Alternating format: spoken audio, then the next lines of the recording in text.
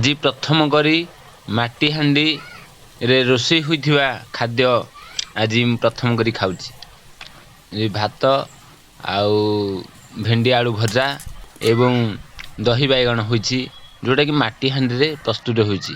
पुराना जुगरे जो माटी हांडी रो स्वाद आज चाखिबा, माटी हांडी रो रोषेई प्रणाली जानिबा एवं से कौन कौन बेनिफिट कि देह पे स्वास्थ्य से विषय भी यही चैनल रे आपण देखा पाइबे।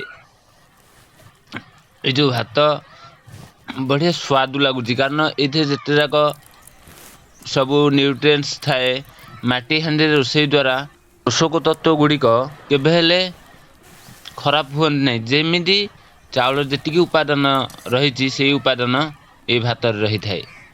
तो आम सफिशिएंट 100 ରୁ 100% आम पोषक तत्व पाइले आम देह पाई।